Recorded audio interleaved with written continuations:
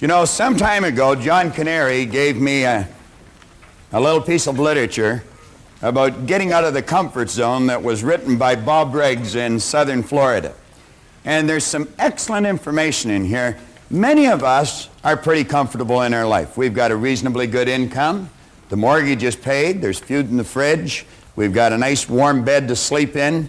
And everything seems to be floating along just fine. And you know, a person in that position could very easily think, why would I want to do anything to change this? Well, we have found that if your life is not going in one direction, it absolutely, by law, must be moving in another direction. And Riggs is talking about that here. He said many of us have established a comfort zone in our lives. We're just coasting along, taking the line of least resistance, just getting by. Now, he said this is a very common and understandable attitude. We've all worked hard to get to where we are, and it may seem a very good place to be. The problem with this is that once we stop reaching, stretching, seeking, and risking, we actually stop growing. Now, Riggs goes on to say that the comfort zone frame of mind is settling for what we are today. That may be fine today, but without continued growth, and I believe this is the key line coming up, we are now all we are ever going to be. Now, for me, that would be a fairly disturbing thought. He went on to say, if you're in a comfort zone, beware. The danger of a comfort zone is that it doesn't hurt, and it might even feel good. Many take that to mean it's a good place to be, but it's not. A comfort zone may be what is holding you back from real growth, real accomplishment, and your potentially exciting and rewarding future. Now, I've mentioned if we're not going in one direction, we must by law be going in another direction. You're either creating or you're disintegrating. Whenever we hear a person say, I like it just the way it is, we know that person is advertising their ignorance of a very basic law of life, because absolutely nothing stays the way it is. Now, if you'll take a look at the top of page 2, there is a concept there by Sidney Herbert Wood, and it's the test of an educated person. I think many of us have had a false concept programmed into our mind with respect to education.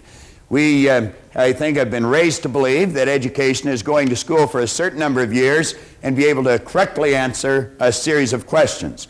But you know, many people will go to school all their life and be able to correctly answer the questions, but then when it comes to getting out into the marketplace and really making it happen, they just don't know how to compete. Many are withdrawn. They don't even feel comfortable meeting or greeting a stranger.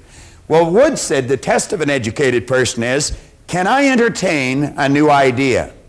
Now, I think you know, and I know, that if we're going to improve, we have to have a very open mind. I once heard that an open mind was being prepared to throw away some of our most cherished beliefs when a better idea comes along.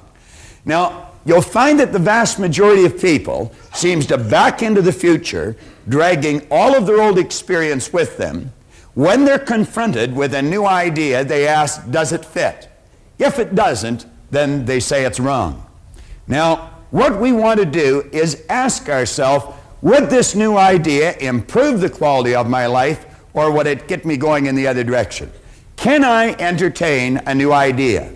Today and tomorrow, you're going to be asked to entertain many new ideas, but every one of the ideas that we're going to share with you are going to be positive, they're going to be creative, they're going to be constructive, and they'll definitely improve the quality of your life. Then we see the second one, can I entertain another person? Now, there's many people that would feel totally uncomfortable walking up to a stranger and just saying, hi, how are you today? Pleased to meet you, Jan. Now, do you know some people, when it comes to meeting a person, their head is down, their hand is wet, they're shaking inside, their heart is pounding, and they only do it because they really have to. They would just as soon pull away from the new person. Now, that individual has not learned very much, if anything, about themselves, because we should feel totally comfortable meeting anyone, anywhere, at any time. And then he asks, can I entertain myself? Well, you know, many people are not able to entertain themselves. I spent half my life not being able to entertain myself. I always had to be around someone else. It was always, come on, let's have a party. I absolutely hated being alone. And that was because I really didn't like myself. Now, I have found through studying the ideas that we're going to cover here over the next couple of days, we can develop into very interesting and reasoning companions. Most of the time that we live, we do spend with ourselves. And you're going to find that some of the very best conversations you ever have are going to be with yourself. I get so excited about some of mine, I talk right out loud. That draws, a strange look from people from time to time, but you get such great ideas going in your mind that you just can't help it. Now, here in the first paragraph, we say that this program, You Were Born Rich, is based on the premise that you have rich resources lying dormant within you. I have heard many people laugh when they take a look at our program or take a look at the title of the book, Born Rich. You see, they think that means that you've been born into great wealth. Some people are, but some people are not.